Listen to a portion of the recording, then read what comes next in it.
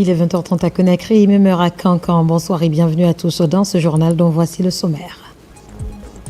Comment parvenir à l'autosuffisance alimentaire? Le gouvernement guinéen s'active sans relâche dans l'atteinte de cet objectif. En plus des autres secteurs porteurs de croissance, il s'intéresse à la valorisation du secteur avicole. À suivre dans ce journal. Dans notre grand format de ce soir, nous mettrons en lumière la production de l'huile rouge qui n'est pas sans conséquences sur l'environnement.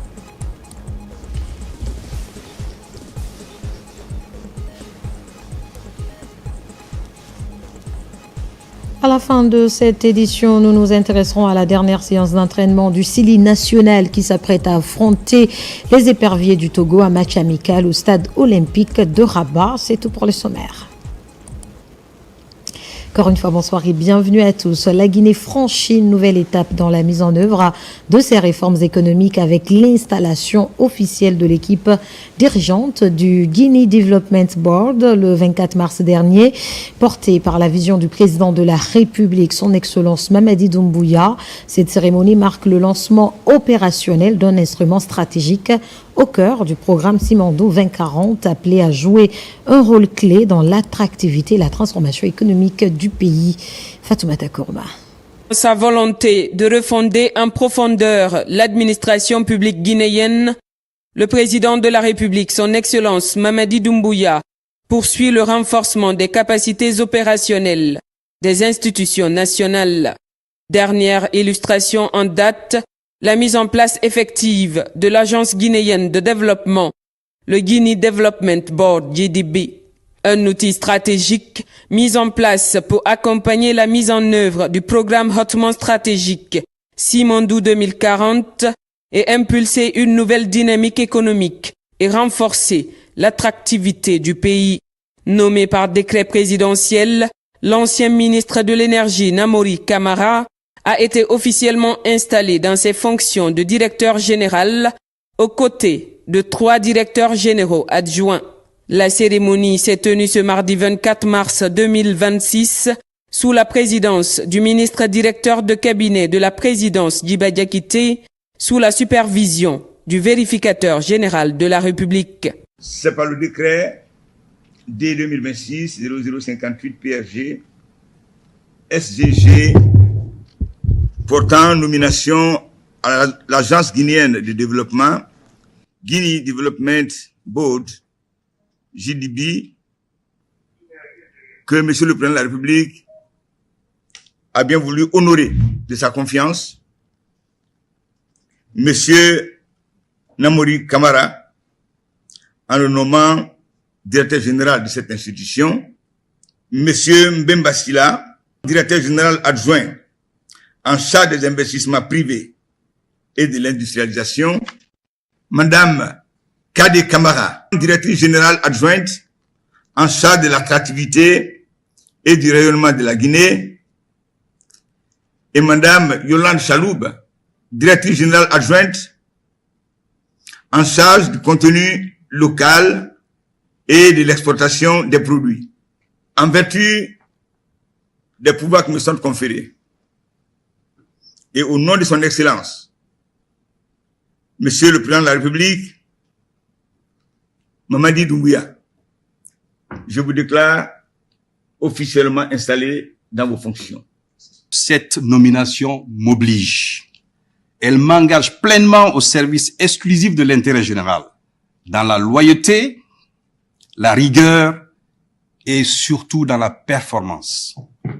La Guinée, vous le savez très bien, se trouve aujourd'hui à un tournant décisif de son histoire économique.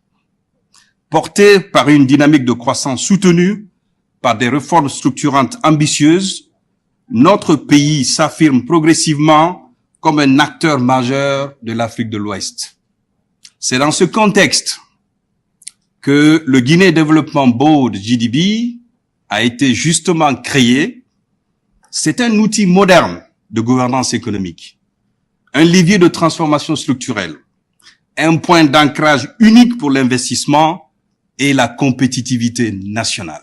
Créé conformément au programme Simandou 2040, véritable catalyseur de la souveraineté économique l'Agence guinéenne de développement incarne la vision du chef de l'État, faire de la Guinée une destination de choix pour les investisseurs. Nous vous souhaitons plein succès pour cette mission que le chef de l'État vient de vous confier.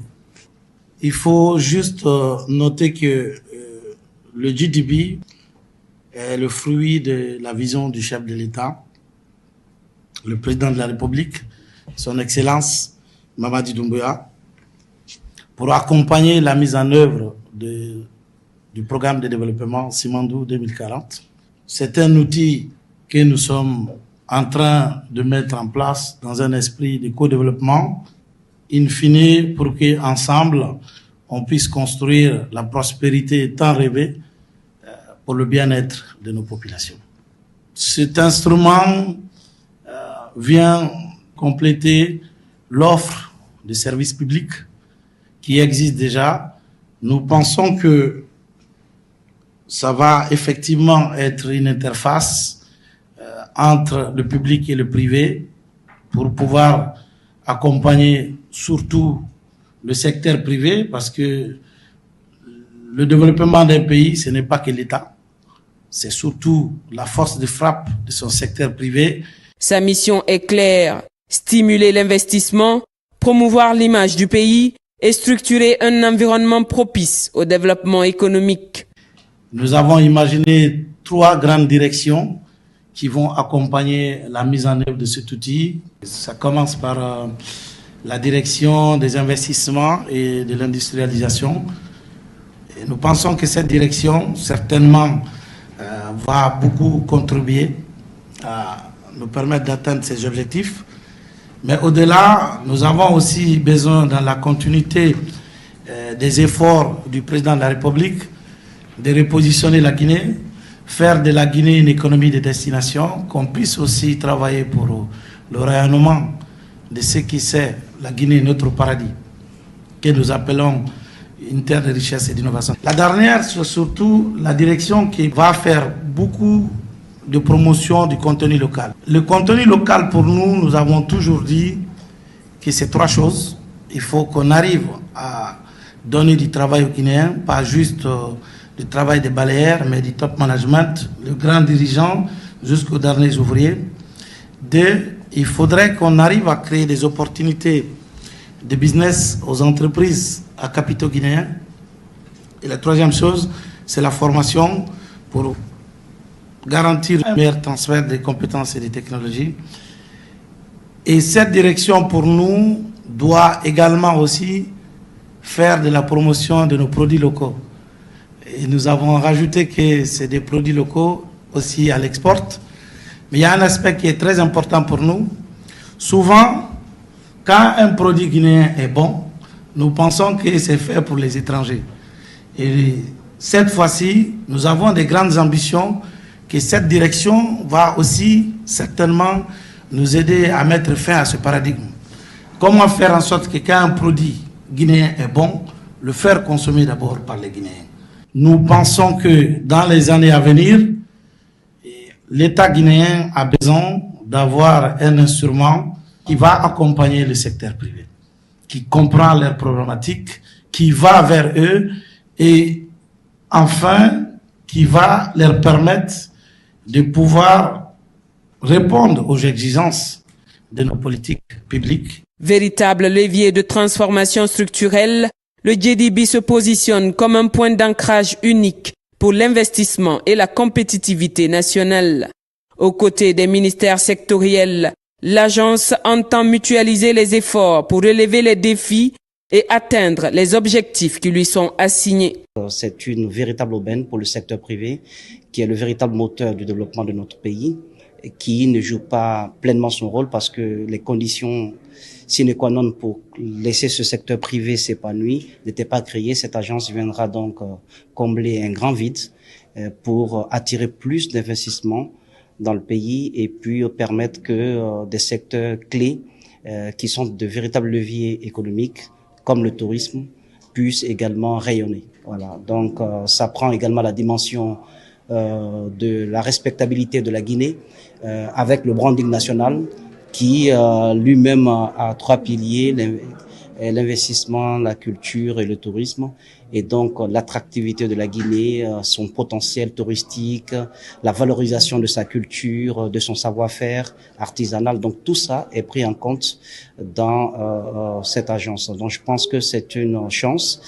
Dans un esprit de complémentarité avec le ministère de tutelle, l'agence pourra donc aider la Guinée à atteindre ses objectifs et surtout à dérouler le programme de développement Simandou 2040. Réinvestis de la confiance du président de la République, les directeurs généraux adjoints ont à leur tour réaffirmé leur engagement à servir avec loyauté et efficacité. Le contenu local, comme l'a rappelé Monsieur le ministre, et l'exportation sont deux leviers essentiels pour le développement de la Guinée. Le contenu local, très vaste, comme on l'a dit, permettra de rendre nos entreprises guinéennes très compétitives, permettre qu'elles puissent avoir en fait des opportunités et travailler sur toute la chaîne de valeur.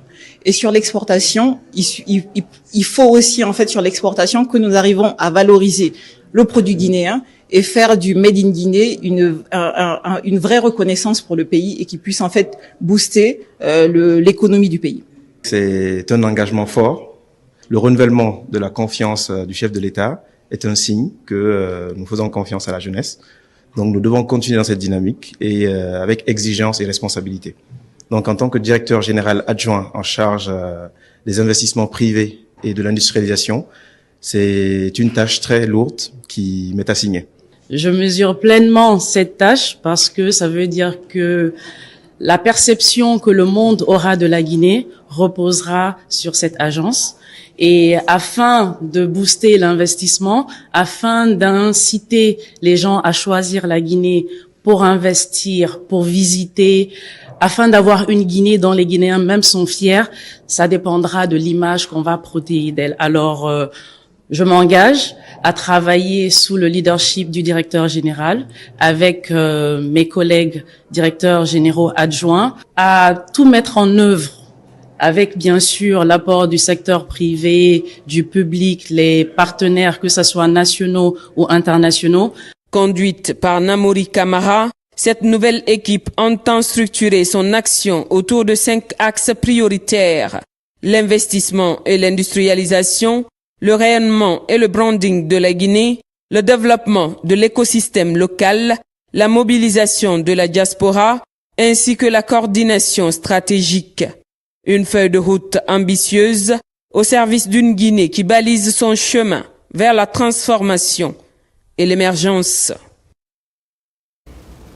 Et disons que la Guinée renforce son partenariat avec les institutions de Bretton Woods pour accélérer les réformes et mobiliser davantage d'investissements structurants. Le Premier ministre Amadou Riba a reçu une délégation de haut niveau de la Société financière internationale, filiale du groupe de la Banque mondiale. L'objectif est d'accompagner les initiatives prioritaires du pays, notamment dans le cadre du programme Simandou 2040. Ousmane Bangora. Le Premier ministre, chef du gouvernement, reçoit à la primature une délégation conjointe de la Société financière internationale, filiale du groupe de la Banque mondiale, conduite par son directeur général, Makhtar Diop. Cette rencontre s'inscrit dans le renforcement du partenariat stratégique entre la Guinée et ses institutions autour de projets à fort impact, de réformes structurelles et de soutien au développement du secteur privé, conformément aux ambitions du programme Simandou 2040. Les objectifs sont très clairs. Il s'agit de créer une économie qui soit résiliente, diversifiée et qui valorise les richesses de la Guinée, tout en créant les emplois qui sont nécessaires pour la jeunesse guinéenne. Ceci est clair, c'est une direction qui est très claire. Aujourd'hui, maintenant, il s'agit de transformer cette vision en des actions pratiques. Et sous la direction du Premier ministre, dont je connais l'engagement pour le développement de son pays, nous avons discuté de l'ensemble des aspects qui nous permettront justement de traduire cette vision en des axes concrets. Il s'agit de la politique sur le numérique, il s'agit de la politique sur l'énergie, il s'agit de l'agriculture, il s'agit du couloir de Simandou. Le Premier ministre Amadou Riba réaffirme l'engagement du gouvernement à créer un environnement favorable aux investissements, notamment à travers le développement des infrastructures rurales, la réforme du secteur énergétique, l'accélération de la transformation numérique et le renforcement du secteur privé. Hier, on a présenté le discours de politique générale. Maintenant, il faut passer aux actes. Et les actes nécessitent des accompagnements concrets en termes d'assistance technique, en termes de financement, en termes de partage d'expérience. Et la présence de Mouktar ici à Conakry est une excellente opportunité pour nous permettre dès à présent de nous lancer dans la transformation économique de la Guinée, qui est l'un des vœux chers du président de la République. Donc personnellement, j'en suis très heureux et au nom du gouvernement et au nom du peuple de Guinée et au nom du président de la République, on leur souhaite la bienvenue. On montre aussi la disponibilité de tous les acteurs gouvernementaux et de toutes les autorités de la Guinée à travailler la main dans la main avec les institutions de Bretton Woods pour que la transformation économique de la Guinée se fasse avec rigueur, sérieux et efficience. Cette coopération traduit la volonté partagée d'accélérer les investissements structurants et de positionner durablement la Guinée comme un pôle de croissance en Afrique de l'Ouest. Et je vous le disais au sommaire, valorisation du secteur avicole. L'objectif du gouvernement guinéen est assez clair, assurer l'autosuffisance alimentaire et nutritionnelle. Les entreprises privées sont mises à contribution, parmi elles le groupe Sonoco. Pour aller vite, l'entreprise vient de signer un accord de 20 millions de dollars, une assistance de la Société financière internationale dans le but d'asseoir un écosystème entrepreneurial plus dynamique et résilient. Mohamed Seher Souma. La Société financière internationale renforce son assistance auprès du secteur privé guinéen. En séjour à Conakry, la délégation de la SFI jette son dévolu sur le groupe Sonoco à travers sa filiale Fermav, une entreprise locale spécialisée dans l'aviculture. Coût du financement, 20 millions de dollars. La signature de l'accord est officielle. Clairement de soutenir les initiatives du secteur privé africain sous toutes ses formes, que ce soit sous forme d'equity, sous forme de prêt. Nous avons fait plus jusqu'à présent de la dette. Nous sommes prêts à aller maintenant de manière plus générale en equity, quand on travaille avec les champions locaux. Nous voulons aussi mieux comprendre les histoires particulières de chacune des familles. Avec ce montant, Fermav pourrait satisfaire la demande nationale dans la consommation du poulet de chair tel qu'ambitionné par l'État guinéen, une demande annuelle estimée à 70 000 tonnes. Comme vous le savez, le gouvernement guinéen s'est fixé un objectif d'être autosuffisant dans le secteur de l'agriculture. Donc, sur cette base, le groupe Sonoco s'est dit il faut qu'on accompagne le gouvernement pour atteindre cet objectif. Et pour y arriver, on ne pouvait pas le faire seul. Il fallait qu'on aille avec des institutions financières comme AFC, pas juste à cause de leur argent, mais à cause de leur expertise dans le secteur aussi. Donc ce matin, on a matérialisé ça et Inch'Allah, dans quelques mois, on aura les premiers poulets qui seront sur le marché guinéen. Et justement, c'est ce que Fermav fait à travers son projet intégré qui permettra à terme de réduire considérablement, bien sûr avec les autres acteurs de la filière avicole, à mettre sur le marché des poulets de chair de qualité et qui puissent aussi permettre de nous aider à atteindre l'autosuffisance alimentaire et nutritionnelle dans notre pays. Donc je me réjouis encore une fois de l'accompagnement de la Société financière internationale auprès de la société Fermav. Des opportunités similaires attendent d'autres entreprises locales. Avec le groupe Sonoco, un premier financement a été décroché auprès de la SFI. Il se chiffre à 45 millions de dollars.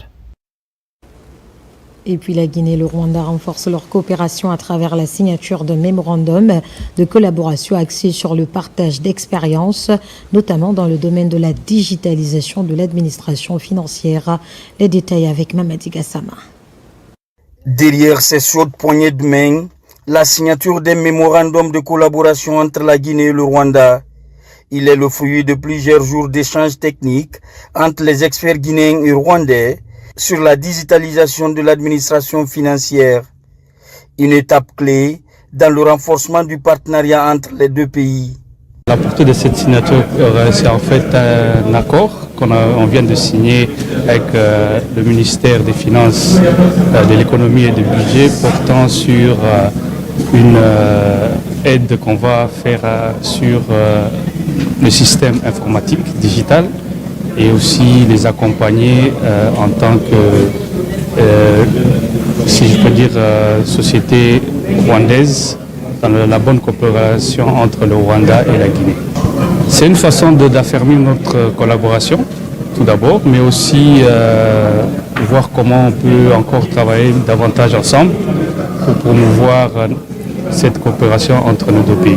À travers cet accord, la Guinée entend s'inspirer du modèle rwandais en matière de transformation numérique, une priorité pour les autorités engagées dans la modernisation des services publics et l'amélioration de la gouvernance financière. Le Rwanda est un pays qui a pu affiner la modernisation de ses systèmes digitaux. Nous avons pensé, toujours en ligne droite avec la collaboration réussie qui a été faite dans le cadre de Télémo, la plateforme de commande publique, qu'on souhaiterait tirer profit de cette expertise qu'ils ont sur le continent et au-delà, afin qu'ils nous appuient dans la modernisation de notre système digital de gestion des finances publiques. Dans le même ordre d'idée, le directeur général de la Société financière internationale, filiale du groupe de la Banque mondiale, est reçu par la ministre de l'économie, des finances et du budget. Plusieurs questions ont focalisé les attentions, notamment la mise en œuvre des projets structurants en lien avec le programme Simandou 2040. À présent, ce communiqué relatif à la prorogation de la date limite de dépôt des dossiers de candidature aux élections législatives et communales du 24 mai 2026. La directrice générale des élections, DGE, informe les partis politiques, les listes de candidats indépendants ainsi que les candidats uniques que la date limite de dépôt des dossiers de candidature, initialement prévue au 29 mars 2026, est prorogée au vendredi 3 avril 2026 à 18h. En conséquence, la période de dépôt des dossiers de candidature, initialement fixée du 20 mars au 29 mars 2026, est désormais prolongée jusqu'au 3 avril 2026 de 9h à 18h. Pour rappel, les candidatures sont déposées comme suit. Pour le scrutin législatif de liste nationale à la représentation proportionnelle, au siège de la Direction générale des élections, CISA Cameroun, commune de Dixine, Conakry. Pour le scrutin législatif majoritaire uninominal ou plurinominal auprès des directions communales des élections Conakry et des directions préfectorales des élections préfectures. Pour le scrutin majoritaire uninominal des Guinéens établis à l'étranger via le lien https://candidature-du6 extérieur.dge.gov.gn/ ou au siège de la Direction générale des élections. Pour le scrutin communal de liste à la représentation proportionnelle auprès des chefs services des élections des communes, communes rurales et communes situées au chef-lieu de la préfecture. La Direction générale des élections invite les candidats et leurs mandataires à veiller à la complétude des dossiers et au respect strict des délais ainsi prorogés. Fait à Conakry le 26 mars 2026, signé la directrice générale des élections, Mme Camara Djenabo Touré. Dans le cadre de la modernisation du système pénitentiaire, les autorités multiplient les initiatives pour améliorer les conditions de détention en Guinée. Parmi ces projets figure la construction de la future maison centrale de Yorokodia dans Dubrika. Objectif, désengorger les prisons existantes et offrir un cadre plus humain et sécurisé aux détenus. Sekou Souma et Kierno Younoussaba pour en savoir plus. C'est un chantier stratégique pour l'administration pénitentiaire. La future maison centrale de Yorokogia vise à améliorer significativement les conditions de détention et va considérablement aider à désengorger les établissements pénitentiaires du pays. Sur le terrain, les travaux évoluent à un rythme satisfaisant. Le projet s'articule sur 3 pôles. Il y a le pôle incarcération, il y a le pôle réinsertion et il y a le pôle disons, vie et soutien aussi. On peut réaliser des travaux de gros œuvres en 4 mois et pour les secondes œuvres, on va les réaliser en 1 mois. Donc quand nous prenons le gros œuvre, nous avons presque atteint la moitié, presque 50%, uniquement les gros œuvres. Mais dans la totalité du projet, y compris les équipements et les installations, nous sommes à 18%. Ce que je vois ici autour du centre, il y a des bâtiments qui sont très proches. Donc on va se sensibiliser pour que vraiment on puisse les délocaliser afin que vraiment, le centre soit sécurisé. C'est une contribution pour la commune, pour la collectivité. Cette infrastructure moderne de haute sécurité va réduire la surpopulation carcérale. Elle est conçue selon les normes de sécurité strictes et comprend plusieurs compartiments. Elle est composée de plusieurs cellules, de centres de formation, de lieux de culte, des aires de jeu et autres. Satisfait de l'évolution des travaux, pour le ministre, cette nouvelle infrastructure devrait apporter des changements concrets. Vu les travaux qui sont en train d'être abattus sur ce chantier, je dirais que là c'est plus qu'une prison. Ce que je viens de visiter est un centre pénitentiaire qui est en train de voir des bâtiments modernes pour les futurs pensionnaires. C'est un centre moderne qui va nous aider à désengorger les prisons à partir de Conakry. Il y a effectivement d'autres infrastructures pénitentiaires qui sont en construction à l'intérieur du pays. En plus de ce projet, le gouvernement envisage la construction d'autres pénitenciers à travers le pays. Une initiative qui traduit la volonté des autorités de réformer en profondeur le secteur pénitentiaire. Une réponse aux défis liés à la surpopulation carcérale. Cette mission a été marquée aussi par la visite du palais de justice de Dubreka en chantier. Et puis les travaux de la réunion délocalisée du Parlement de la CEDEAO ont pris fin à Lomé. Pendant plusieurs jours, des professionnels de l'éducation et des parlementaires se sont réunis pour débattre de la problématique liée à l'inadéquation entre formation et emploi. À l'issue des débats, des recommandations ont été formulées aux différentes institutions de la CEDEAO. Abdoulaye Diallo. 5 jours de débat autour d'un objectif commun. Renforcer l'adéquation des programmes d'études aux besoins socio-économiques de l'espace CEDEAO. Des discussions qui ont mis en évidence qu'au regard des exigences du marché du travail, une réforme des systèmes de formation n'est pas seulement souhaitable, mais devient aujourd'hui indispensable.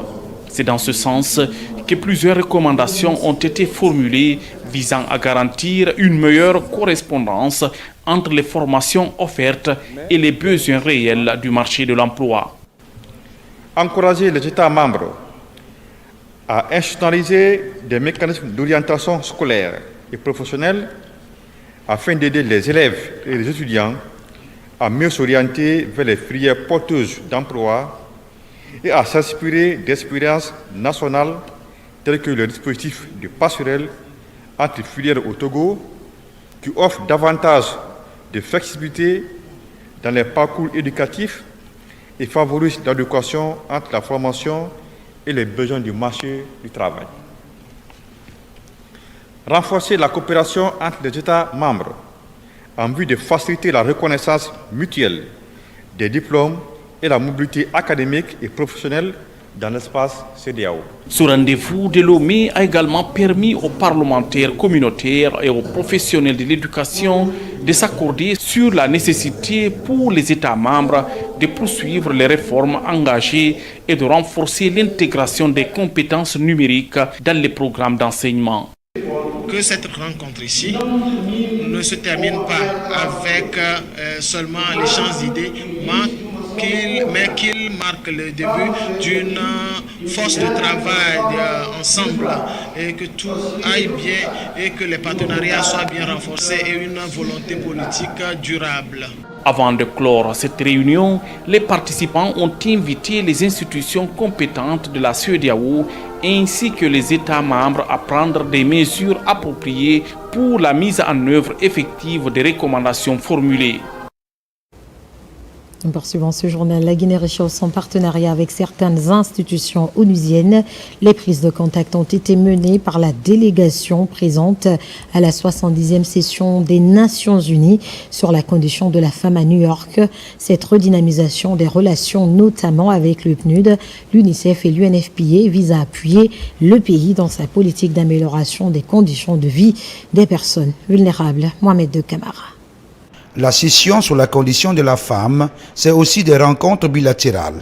En marge de cette 70e session des Nations Unies, la délégation guinéenne conduite par la ministre de la Femme, de la Famille et des Solidarités a mené des contacts B2B dans les sièges de plusieurs institutions internationales.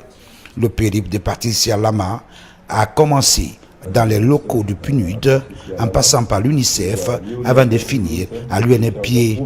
Partout où elle a passé, c'est le réchauffement de partenariats, notamment dans les domaines de la lutte contre le mariage d'enfants, la prise en charge des survivantes des MGF, la promotion de l'autonomisation des femmes et le renforcement des programmes conjoints qui sont privilégiés. Réitérer notre engagement à travailler avec eux et surtout leur présenter les différentes avancées de la Guinée par rapport aux lois, par rapport aux activités, aux actions que nous avons menées. Donc c'était vraiment un honneur pour moi de rencontrer nos partenaires et d'échanger avec eux. Et nous avons été galvanisés de comprendre qu'ils nous accompagnaient aussi, qu'ils étaient toujours avec nous et qu'ils sont prêts à nous accompagner pour nos actions futures. L'appui de ces partenaires facilite l'amélioration des conditions de vie des couches vulnérables de la Guinée, d'où l'engagement des autorités guinéennes à redynamiser les relations vieilles de plusieurs décennies avec ces institutions. Je suis très heureuse de faire la connaissance de son Excellence Madame la Ministre. Elle représente tout l'espoir de toutes les femmes et de tous les jeunes Guinéens. Elle est remplie de dynamisme et j'ai été très impressionnée par ses différentes prestations au cours de cette semaine de haut niveau. Et la Guinée est entre de très très bonnes mains. Le soutien du Fonds des Nations Unies pour la population est absolument garanti. Elle peut compter sur nous. Avant la fin de la session, beaucoup d'autres contacts ont été menés par la délégation guinéenne conduite par Adeline Lama. Sa rencontre avec les femmes de la plateforme de la diaspora guinéenne des États-Unis constitue des moments forts des activités menées. Modernisation de l'administration publique et sécurisation de l'identité des citoyens guinéens établis à l'étranger. Le PNRAVEC procède à la remise officielle d'intrants d'état civil harmonisés au ministère des Affaires étrangères. Il est question de doter nos ambassades et consulats d'outils modernes et uniformisés. Cette harmonisation constitue un pilier essentiel dans la construction d'un système d'identification fiable et inclusif. Makemed Onzo. Cette remise marque une étape importante dans la mise en œuvre de la réforme du système d'état civil. Elle vise notamment à doter les missions diplomatiques et consulaires d'outils modernes et uniformisés pour l'enregistrement des Guinéens vivant hors du territoire national. Ces intrants devront permettre une meilleure collecte de gestion des données pour dynamiser la fiabilité des actes d'état civil afin de lutter contre la fraude documentaire. Ces outils sont composés de registres de naissance, de mariage, de certificats de célibat, de déclarations de mariage et ici des certificats de non-remariage, des certificats de vie collective et des certificats de vie individuelle. Ces registres et imprimés, harmonisés et sécurisés ont été élaborés conformément aux lois portant sur l'état civil et l'identification des personnes physiques en République de Guinée. Ça permet au niveau d'un même pays de délivrer des documents qui soient uniformisés, qui soient harmonisés. Et après, il y aura un mécanisme d'interopérabilité. Ce déploiement dans les représentations diplomatiques devrait à terme contribuer à une meilleure intégration des données d'état civil dans une base nationale centralisée, facilitant ainsi les démarches administratives et renforçant la gouvernance publique. Ça nous permet non seulement d'avoir des reconnaissances légales, mais aussi une identité sécurisée de nos compatriotes. Ça nous permet également, s'il faut dire, d'obtenir une identité officielle fiable et biométrique, mais aussi d'éviter surtout les problèmes de double entité ou d'usurpation. Ça rend notre administration plus transparente, plus efficace, plus dynamique, mais aussi numérisée. Cet acte symbolise une avancée concrète vers un état civil fiable, sécurisé et accessible pour tous les Guinéens, tant sur le territoire national qu'à l'étranger.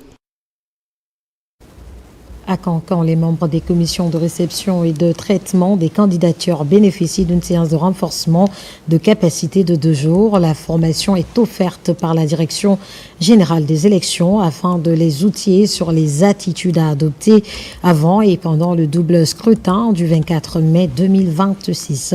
La suite avec Diamant Kaba. À Cancan, les membres des commissions de réception et de traitement des candidatures se retrouvent pour élaborer une nouvelle stratégie, un renforcement des capacités qui se veut sans défaillance, conformément à la vision du ministère de l'administration du territoire et de la décentralisation. La Direction générale des élections prépare ses agents pour qu'ils jouent pleinement leur rôle pendant le double scrutin du 24 mai prochain. La pleine formation vise à outiller les démembrements de la DG et aussi recruter des nouveaux cadres qui sont les assistants logistiques et les assistants juridiques dans le cadre de la réception des différentes listes de candidatures. On a 7 modules de formation qui ont été enseignés, n'est-ce pas, qui ont été mis à la disposition des participants. Ils en ont bénéficié et actuellement, je pense qu'ils sont en mesure, n'est-ce pas, de démultiplier, n'est-ce pas, cette formation et également de s'en servir, n'est-ce pas, pendant le déroulement des activités qui les concernent. Pour garantir un scrutin libre et transparent, les grandes orientations sont définies pour faciliter la réception et le traitement des candidatures avec intégrité. Après la salle, ils veilleront au grain pour faciliter la tâche. Il y a eu vraiment de compréhension. À notre tour, on doit aussi renseigner des autres ou former aussi d'autres parce que nous sommes dans les communes rurales. L'objectif visé de cette formation, vous allez être d'accord avec moi que c'est pour enlever toute ambiguïté dans le traitement des dossiers cette fois-ci. Donc vous allez voir, l'équipe est composée cette fois-ci des logisticiens, des juristes même que nous avons recrutés cette fois-ci là pour nous aider à contrôler, à traiter les dossiers sans parti pris. Toutes les dispositions sont prises pour garantir les élections législatives et communales prochaines. Un chantier qui a de grandes ambitions et qui vise à renforcer la confiance des citoyens dans le processus électoral. Dans l'actualité encore, le ministre de la Jeunesse et des Sports préside le lancement de l'atelier de formation des formateurs sur la passation des marchés avec les petites et moyennes entreprises dans le cadre des travaux publics à haute intensité de main-d'œuvre IMO. Cette session organisée par l'AGETIP mobilise les représentants de 11 départements sectoriels ainsi que les points focaux du projet lui-même. Moussa Komara. Maîtriser les procédures de passation des marchés et gestion des contrats, c'est tout l'enjeu de cette formation des formateurs initiée par l'Agence guinéenne d'exécution des travaux d'intérêt public et de l'emploi. Une approche nouvelle qui vise à créer de l'emploi décent à travers la mise en valeur des petites et moyennes entreprises. L'un des défis majeurs auxquels nos États sont confrontés reste la qualité de la dépense publique. Il ne suffit plus d'investir. Il faut investir efficacement avec transparence et impact. C'est dans cette perspective que la formation des formateurs prend tout son sens. Après cette formation, une étape importante, la vulgarisation. Le PNUD, Programme des Nations Unies pour le développement, se positionne pour que ces outils soient mieux connus par les utilisateurs. Le PNUD va s'aligner derrière BIT parce qu'après avoir conçu tous ces outils, renforcer ses capacités, je pense qu'une étape importante serait de vulgariser l'approche. Pour le ministre de la Jeunesse et des Sports, cette session constitue une étape majeure dans la professionnalisation des acteurs, l'occasion de réitérer l'engagement du gouvernement à favoriser l'employabilité des jeunes à travers l'approche IMO. Le gouvernement, à travers le ministère de la Jeunesse et des Sports, réaffirme sa volonté de soutenir et accompagner toutes les initiatives visant à renforcer l'employabilité des jeunes et améliorer la gouvernance des projets publics. À travers cette initiative, la Guinée pose les bases d'un développement inclusif où les PME locales deviennent des partenaires incontournables dans la transformation du pays. 42 ans, jour pour jour, que le père de l'indépendance guinéenne a été arraché à l'affection du peuple souverain de Guinée. Sékou Touré, panafricaniste engagé, a été déclaré mort à Cleveland, aux États-Unis, d'un infarctus du myocarde en 1984. Ce 26 mars, date anniversaire du décès de cet homme d'État. Un hommage lui est rendu dans sa ville natale, à Farana. Les sages et autorités se sont donné rendez-vous à la Villa André. Des prières et bénédictions ont été formulées pour le repos éternel de son âme. Ibrahima Oulé Fofana et Silati Koroma sont nos correspondants basés sur place. Dans la capitale de Sankaran, la Villa André abrite ce cadre religieux, initié par la notabilité de Farana, leaders religieux, autorités administratives et citoyens autour du livre saint pour implorer la grâce divine d'Allah en faveur du repos de l'âme du premier président guinéen, décédé le 26 mars 1984 aux États-Unis à l'âge de 62 ans. Nous, à Farana, quand on parle de Sékou Touré, on a les larmes aux yeux. On a réuni tous les imams de la ville pour prier pour le repos de l'âme. Ensuite, faire la lecture du Saint-Coran pour le président Mamadou Doumbia. C'est lui qui est en train de prendre là où Sékou Touré a laissé. On a profité de l'occasion de prodiguer d'utiles conseils en termes de cohésion, de maintien de la paix, mais aussi de vivre ensemble. Et comme disait tantôt Monsieur le Président de la République, M. Mamadou Doumbouya, les Guinéens doivent se donner la main, travailler ensemble pour réserver un avenir radieux aux générations montantes. Cette retrouvaille religieuse est aussi un cadre de rappel des hauts faits du passé. Ici, les témoins de la Guinée française et indépendante louent les efforts de l'homme de 1958. Ahmed Sékou Touré a été un panafricaniste. Ahmed Sékou Touré a été un homme épris de paix et de justice. Ahmed Sékou Touré a consacré toute sa vie à la défense des intérêts des peuples pour leur libération, leur émancipation. Durant cette cérémonie religieuse, des discours de reconnaissance des efforts du président Mamadi Doumbouya en faveur du père de l'indépendance guinéenne se sont succédés. À rappeler que le feu premier président camarade Ahmed Sékou Touré est né dans cette case dans le district de Sidakoro, sous-préfecture de Bendou, situé à 50 km de la ville de Farana le 9 janvier 1922. Un patrimoine historique qui résiste encore au temps. En ce 26 mars, donc, militants et sympathisants du PDG-RDA, parti du président Sékou Touré, se sont donné rendez-vous à la grande mosquée Faisal pour une lecture de Saint-Coran à l'occasion de l'anniversaire de son décès. Les détails avec Guinée Sané. Après 42 ans de sa disparition, la Guinée, ce 26 mars, commémore l'anniversaire du rappel à Dieu du président Ahmed Sékou Touré, le père de l'indépendance guinéenne. Un moment de souvenir et de prière partagé par la famille biologique, les autorités ainsi que de nombreux fidèles. Beaucoup de choses se sont passées, mais Dieu merci, le peuple de Guinée reste intact. C'est l'occasion de nous souvenir de lui et de tous ses compagnons et de tous ceux qui se sont battus pour la souveraineté de ce pays.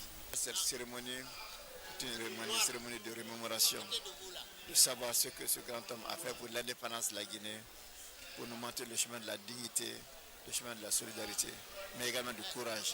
C'est quelqu'un qui n'a pas bradé de la richesse de la Guinée, c'est quelqu'un qui a tout gardé intact pour nous, mais c'est également quelqu'un qui a porté haut le flambeau de la Guinée à travers l'international. Dans une atmosphère empreinte de spiritualité et de solennité, les participants ont formulé des prières pour la paix, la cohésion sociale et la prospérité de la Guinée. Une date historique, une date mémorable, parce que ça marque effectivement la disparition physique du premier président de la République, mais cela ne signifie pas que ça marque la disparition définitive de l'homme, parce que son esprit et son idéologie demeurent à jamais. J'invite la jeunesse à les lire dans l'histoire, à les lire dans les archives de la Guinée pour savoir qui a été Sékou Touré. Parce que tout ce que nous vivons aujourd'hui, il n'y a pas d'extraordinaire.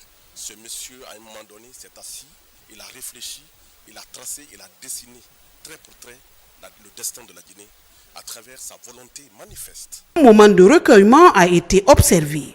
Des gerbes de fleurs y ont été déposées. Chaque année, cette date reste un moment fort de mémoire nationale, rappelant le rôle historique joué par le Suprême. produire l'huile rouge, oui, mais à quel prix pour l'environnement? Entre fumée toxique, eau polluée et forêts menacées, la région forestière paie le coût écologique de ses activités économiques. Pour mieux comprendre les réalités de cette activité, direction Pilimo, à la périphérie de la commune urbaine de Zérékoré, pour une immersion au cœur des pratiques d'extraction et leur impact sur la nature et les communautés. Un grand format signé Lancy Kamisoko, Mohamed Saliou Paye, Mohamed Lamine Diallo.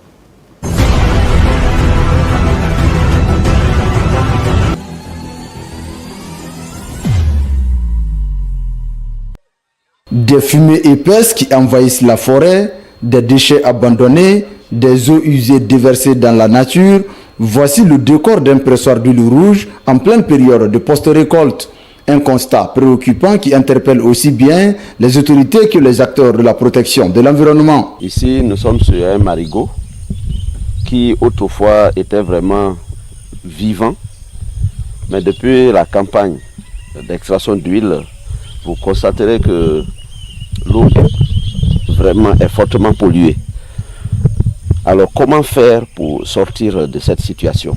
Comment amener les communautés rurales à pouvoir dépendre de la nature sans pour autant nuire à la nature? Parce que tout ce que nous faisons, lorsque tu pollues la nature, en tant qu'humain appelé à cohabiter avec cette nature-là, cette pollution-là te revient.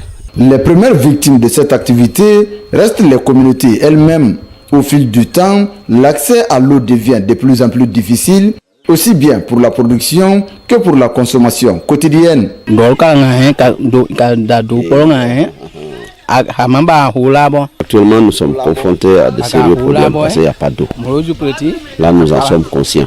À cause de la rareté de la pluie, il n'y a pas d'eau. Donc nous sommes en train de prier pour que Dieu envoie de la pluie, pour qu'il y ait de l'eau, pour encore dégager le lit. Parce que c'est quand il pleut là que les détritus là sont poussés par l'eau et puis jusqu'à l'aval. Ça nous rend un peu difficile pour travailler, pour extraire l'huile, quoi. Même laver les habits, cuisiner, tout et tout, c'est difficile à l'air. Même si dans le puits, l'eau tarisse dedans. Sur le terrain, certaines organisations tentent d'inverser la tendance. C'est le cas de l'ONG Alliance post-universitaire pour le développement communautaire qui accompagne les populations à travers des formations et des actions de sensibilisation. Nous, notre travail, c'est de les amener à prendre conscience et d'adopter des comportements écologiques, des comportements éco-citoyens pour leur permettre de concilier leur travail par rapport à l'environnement. Et cela va donner un double résultat. La santé de l'environnement et la santé humaine. Concilier activité économique et respect des normes environnementales, tel est l'objectif de cette ONG. Pour cet acteur engagé, cela passe aussi par une meilleure application des textes. Il appelle au respect des conventions et traités internationaux ratifiés par la Guinée. En tant qu'ONG, nous ne sommes pas de la police, nous ne sommes pas des gendarmes, nous ne sommes pas de la justice. Tout ce qu'on peut, c'est d'amener la population à prendre conscience. Mais à l'amont, c'est l'État qui a la charge d'appliquer les lois. L'État a ratifié des conventions des Nations Unies sur l'environnement.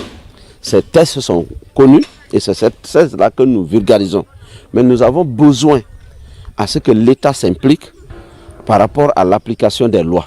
Maintenant, si de l'autre côté, il y a des partenaires qui sont intéressés, franchement, nous sommes là. À plus long terme, l'ONG ambitionne d'intégrer l'éco-citoyenneté dans les programmes scolaires en enseignant le respect de la nature dès l'école. Protéger la forêt devient par ricochet, protéger nos ressources, nos familles et l'avenir de toute une génération.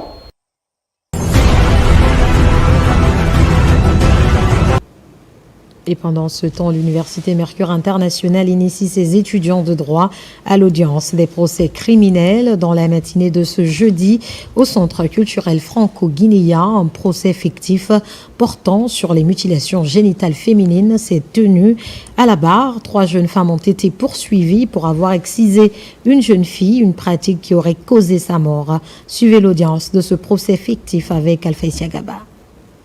L'on se croirait dans un véritable tribunal pour un procès réel. Tout le dispositif est réuni pour la tenue d'une audience criminelle. Pourtant, il s'agit d'un procès fictif organisé par les étudiants de l'Université Mercure Internationale. Les accusés sont poursuivis pour des faits liés aux mutilations génitales féminines. Pendant près de 2 heures, les débats ont été particulièrement houleux, notamment après l'exposé des faits par le tribunal et les motifs de la poursuite judiciaire. À travers cet exercice à la fois pédagogique et citoyen, vous contribuez de manière concrète à sensibiliser, informer et mobiliser la jeunesse ainsi que l'ensemble de la communauté dans la lutte contre les violences faites aux femmes et plus particulièrement sur les questions de mutilation génitale féminine qui constituent une atteinte grave aux droits fondamentaux des femmes et des filles. À la barre, 3 accusés font face à des avocats qui se défendent bec et ongles. Ces femmes sont poursuivies pour avoir excisé une jeune fille nommée Bineta, une pratique qui aurait entraîné sa mort. Le débat était très tendu entre la partie civile et la partie défenderesse. Mais Dieu merci, la partie civile a gagné et le parquet aussi a gagné. C'est une bonne décision que la présidente du tribunal a appliquée, du coup, que les accusés soient punis. Nous, parti défense, nous avons pris cette affaire avec sérieux, avec courage et avec mérite, car nous avons estimé que nos clientes étaient vraiment innocentes dans cette affaire. Ce procès fictif s'inscrit dans le cadre de la célébration du mois de la femme. Il est organisé par l'Université Mercure Internationale en collaboration avec l'ambassade de France en Guinée et le Haut Commissariat des Nations Unies aux droits de l'homme. Le choix du projet fictif est particulièrement pertinent en tant qu'outil pédagogique. Il permet à nos étudiants d'appréhender les dimensions juridiques, médicales et sociales de cette problématique et surtout de devenir des acteurs engagés du changement au sein de leur communauté. 18 jours après la Journée internationale des droits des femmes, cette humanité est abordée sous le prisme fondamental mais combien complexe des mutilations génitales féminines. Le peuple guinéen a décidé de dire les choses plus clairement encore. Les mutilations génitales féminines ainsi que toute forme d'avilissement de l'être humain sont punies par la loi. Devenu une tradition, ce procès fictif permet à la fondation de l'Université Mercure Internationale d'initier les étudiants à la conduite d'une audience et de mieux comprendre les mécanismes de la justice, une initiative appelée à se poursuivre dans le but de renforcer la qualité de l'enseignement supérieur. Dans la Cité des Agrumes, démarrage des travaux de la première session du Conseil administratif préfectoral au titre de l'année 2026. La rencontre a regroupé les autorités locales et les services déconcentrés de l'État pour faire le point sur les actions publiques réalisées les années antérieures et envisager de nouvelles perspectives de développement afin de répondre aux attentes des citoyens de la commune urbaine de Kindia. Sounono Sidibé, Marwan Kamara. Au centre des recherches agronomiques de Foulaya, les travaux de la première session du Conseil administratif préfectoral de l'année 2026 sont ouverts. La rencontre réunit les principaux acteurs administratifs et techniques de la préfecture de Kindia autour d'un idéal commun. Évaluer les actions publiques menées à l'échelle locale et définir de nouvelles orientations pour améliorer les conditions de vie des citoyens. À l'ordre du jour figurent plusieurs points essentiels. Le renforcement de la gouvernance administrative et de la discipline dans les services publics. Deuxièmement, l'amélioration de la qualité des services rendus aux populations. Troisièmement, la promotion du développement local. Quatrièmement, le renforcement de la sécurité et de la cohésion sociale. Cinquième point, le suivi rigoureux des projets et programmes en cours. Aucun projet ne doit rester sans suivi.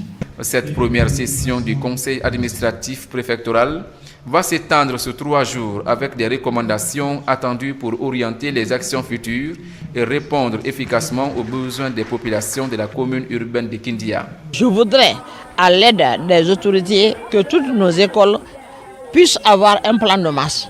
Ça, c'est dans le sens de la sécurité, pour ne pas que nos domaines soient bravés. Parce que toute école doit faire déjà son extension au fur et à mesure par rapport à l'augmentation ou bien à la taille de la population. Le Conseil s'aligne aux orientations nationales. Et ensuite, elle vise en droite ligne à l'amélioration des conditions de vie des populations, mais aussi à donner une orientation à l'administration publique pour que les aides qui viennent de partout, de par les partenaires technico-financiers, de par les donateurs, de par l'État, soient coordonnées et que les interventions soient ciblées en fonction des besoins et des demandes des populations. Les recommandations issues de ces travaux devraient contribuer à renforcer l'impact des actions publiques et à impulser une dynamique nouvelle dans la gestion des affaires locales. La presse sportive guinéenne franchit un nouveau cap entre reconnaissance internationale et distinction honorifique. Les journalistes sportifs du pays voient leurs efforts reconnus aux plus hautes instances de la corporation. Retour sur les avancées marquantes dans ce reportage de Kadiatou Traoré. Sur le plan international, plusieurs reporters sportifs guinéens ont récemment obtenu la carte de l'Association internationale de la presse sportive. Un véritable passeport professionnel qui facilite l'accès aux grandes compétitions. Les cartes, ce n'est pas seulement une carte qu'on nous donne, c'est quand même aussi un honneur et surtout une reconnaissance par rapport à ce que nous faisons sur le plan national et sur le plan international. Une initiative saluée par les acteurs du secteur qui renforce la crédibilité et la mobilité des journalistes sportifs guinéens. Sur le plan continental, la Guinée s'est aussi illustrée. Le 18 janvier dernier à Rabat, au Maroc, 3 figures de journalisme sportif guinéens ont été honorées. Amadou Julde Diallo, Cheikh Fantamadi Kondé et Gauss Diaby pour leur parcours remarquable. Je le reçois avec beaucoup d'émotion et beaucoup d'humilité surtout. Car ce trophée qui m'est attribué par la CAF est tout d'abord une distinction accordée à l'ensemble de la presse sportive guinéenne dont je fus à un moment l'un des modestes serviteurs. Une presse qui a énormément contribué au développement du sport en Afrique, comme évidemment sur le plan national. Cette cérémonie de remise des cartes AIPS aux journalistes et techniciens du sport de notre pays. Cela témoigne des liens forts, je dirais même indispensables, qui existent et qui doivent obligatoirement continuer entre vous et nous pour une meilleure régulation de l'information sportive. À travers ces avancées, c'est toute la presse sportive guinéenne qui gagne en visibilité et s'affirme davantage sur la scène internationale. Dans le volet sport, toujours dernière séance d'entraînement du Sidi national ce jeudi avant d'affronter demain les éperviers du Togo, un match amical au stade olympique de Rabat. Sous la houlette du sélectionneur national, le groupe vit bien. La motivation est réelle. Chaque joueur se dit prêt à défendre le drapeau de son pays. L'État, de son côté, a créé des conditions pour une bonne préparation de ces matchs amicaux. Le match se jouera à 15h GMT. Poussa Komara, Mangamori Camara. Un collectif en pleine évolution. Sur cette pelouse impeccable au lycée d'excellence de Salé à 4 km de Rabat, le Sidi national affine ses automatismes. Travail tactique, transition rapide, pressing haut, rien n'est laissé au hasard. L'ambiance est studieuse après 4 jours d'entraînement. C'est des matchs amicaux, mais voilà, on représente le pays, donc on va vouloir gagner, je vais vouloir gagner, c'est l'objectif du Sili. Et c'est un match amical, mais c'est que dans le nom qu'on peut dire ça, parce que voilà, le coach il cherche à progresser, il vient d'arriver. Il y a des nouveaux joueurs aussi qui veulent se montrer. Donc. Un match amical, mais on veut gagner. On est là pour gagner, mais surtout mettre les choses en place de ce qu'on a appris avec le nouveau coach et bien se structurer et savoir jouer ensemble. Quoi. Des forfaits, il y en a eu. Des renforts aussi avec l'arrivée de nouveaux joueurs à l'image de Mansour Kamara, Las Kourouma, jeune frère de Ilex Moriba, Mohamed Richard Kamara, Mamadi Sissé et Aboubakar Kamara. Tous sont conscients des attentes autour de cette sélection en pleine reconstruction. Je suis très content d'être ici et encore je remercie Allah pour cette grande opportunité de rejoindre mon pays. C'est une fierté pour moi, encore c'est un honneur pour moi. Ouais, depuis tout petit, on joue le foot pour ça, représenter le pays, Franchement, représenter la Guinée, ça veut dire tout pour moi. Chaque mouvement est répété dans la cohésion. Aucun joueur n'est pour l'heure à l'infirmerie. L'esprit d'équipe dans la combativité reste intact. Derrière chaque geste, une ambition nourrie. Porter haut les couleurs du drapeau national. L'État guinéen, à travers le ministère de la Jeunesse et des Sports, a pris ses matchs amicaux très au sérieux. Les conditions sont optimales, les conditions d'accueil, d'hébergement, d'entraînement, tout est optimal. J'avoue qu'on a mis du petit plat dans les grands pour conférer à ce séjour à tout son succès. Tout se passe très bien, l'ambiance dans le groupe, comme vous pouvez le constater. Le match série national épervier de Togo séjournera demain à 15h GMT au stade olympique de Rabat, 16h à Conakry. Il s'agira pour le sélectionneur guinéen d'imposer un système de jeu, mais aussi d'essayer de nouveaux joueurs qui sont convoqués pour la première fois dans l'équipe nationale A. Ici la fin de ce journal. Merci de nous avoir reçus chez vous. L'actualité se poursuit sur nos antennes. Guinée, notre paradis, terre de richesse, d'opportunités et d'innovation. Bonsoir.